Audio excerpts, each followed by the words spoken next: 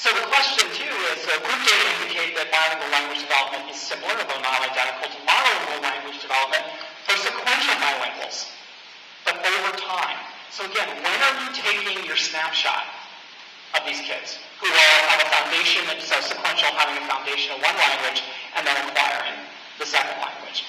So Paradigm looked at this in a number of domains and found that after 21 months of exposure to English, 40% of sequential bilinguals exhibited morphological skills within the normal range, 65% for receptive vocabulary, and 90% for story grammar.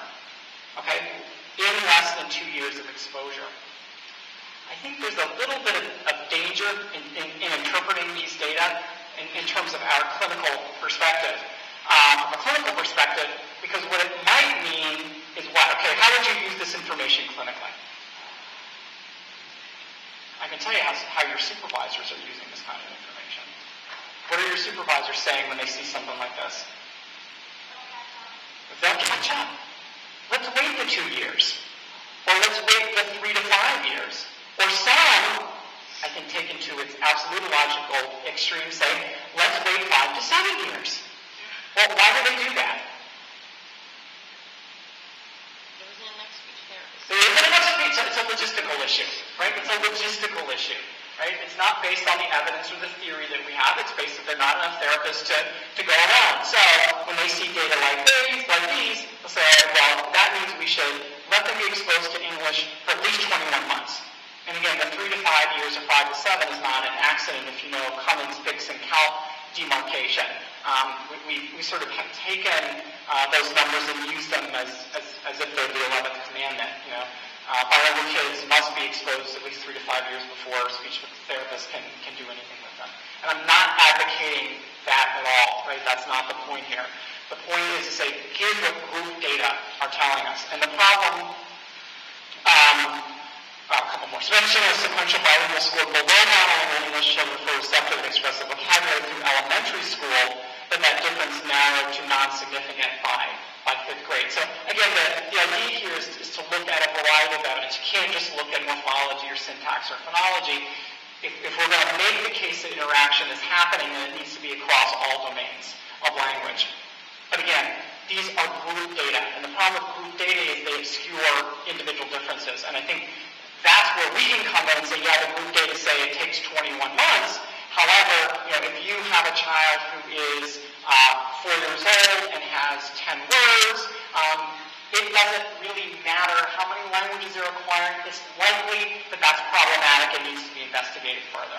So if you look at language trajectory, and this is a study from Iglesias a few years ago, looking at just total number of words, and I just sort of pulled out 3 individual kids. So if you look at their trajectories,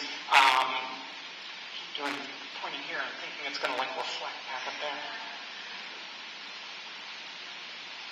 So if you look at their trajectories in English and then in Spanish, so English will continue to go up, and Spanish in this kid goes up. If you look at kid 2, English goes up, Spanish kind of flattens and rises a little bit. In kid 3, they both kind of go up in parallel. But to me, what's more interesting is the point where they cross. Right, so English is below Spanish, English is below Spanish, and then at one point they start to take different directions. So imagine what you would say if you looked at these kids in kindergarten versus grade 1 versus grade 2. Right? You have kind of very different viewpoints about in this case, the vocabulary skills of each of these kids depending on the point in time. And I realize it is tremendously logistically difficult to do any kind of assessment over time, particularly for those of you in the schools.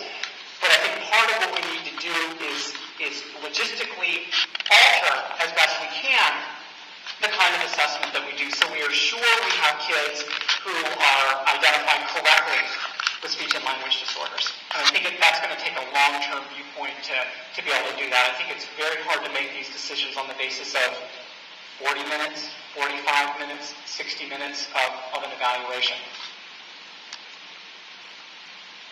And what's interesting is, I started off by talking about that, I think the mythology is that if kids who are bilingual have keeping up with their monolingual peers.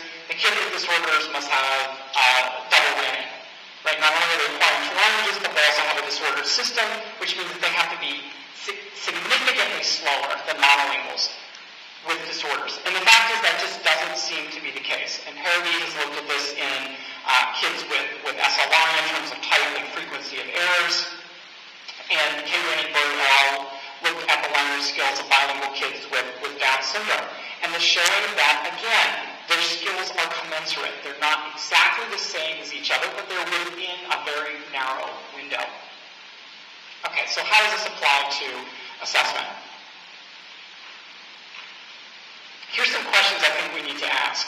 What are the children's skills in Spanish and English? I think we do ourselves a disservice, and the kids we serve a disservice, if when we walk into the classroom and we say to the teacher, okay, tell me about Juan, says, oh, he speaks English. He's been speaking English with me. Well, what does that mean exactly? What it means is, whenever she has been interacting with him, he's speaking in English because he knows that only she knows English. Right? So when the teacher says, oh, he speaks English, well, of course he speaks English because that's all you speak. Which, not that there's anything wrong with that. But however, I think it sends us down a false path because then we make the assumption that we only need to test in English. And again, if we look back from an interactionist perspective, the two languages are working together. Kids know some things in language A that they don't know in language B, and vice versa. Plus, my question is, can we utilize that interaction to help in both our assessment, but also in planning treatment? Because if it turns out that there is this sort of bi-directional movement going on, I think we can utilize that in the therapeutic fashion, which I'll talk about in a second. Second question is, how do structures common to both languages develop? So if you think about the sort of overlap between the two languages, the question is, what's in that overlap? And can we use that information both diagnostically and therapeutically? So how do structures common to both languages develop? How do structures that are unique in each language develop? And what is the trajectory of those skills over time? So taking the proverbial single snapshot is going to be really difficult in helping us to make a differential diagnosis that also translates into valid therapy goals. And I think that's sort of what the holy grail here is. So I would advocate then trying to examine language skills common to both languages and unique in each language. And here's my one phonology example. Okay, so this is something that we've been working on for a while. Looking at the set of shared features or sounds between the two languages, and then also sounds that are unique to English and sounds that are unique to Spanish. That is, we have to have some evidence that this interaction is going on, so what's the evidence?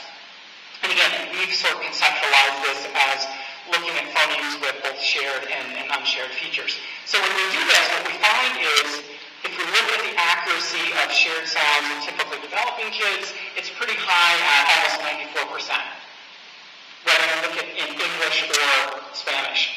If you look at kids with phonological disorders, again, they're doing less well than their typically developing peers, which is exactly what you should expect. Right? Their accuracy is about 83-84%. If you then look at unshared sounds, so for typically developing kids, unshared falls from 93% down to about 82%, and for kids with disorders falls all the way from 83% down to about 60%, and this is in English. And we find the same kind of drop in Spanish. So what this is telling us is that at some level, and I can't exactly define what that level is yet, but at some level, the kids are understanding that, hey, we've got some elements that are common across these two languages. So a pa, for example, or a ba, or a ta, or a sa, or a cha, is equivalent, not identical, right? Because there are sort of fine phonetic differences with some of the sounds. But at a base level, a broad level, the kids are understanding there is something that is common between these two languages. And they're leveraging that information, that shared information, and producing those sounds with much higher accuracy than they are for things that are unique in each of the two languages. Does that make sense?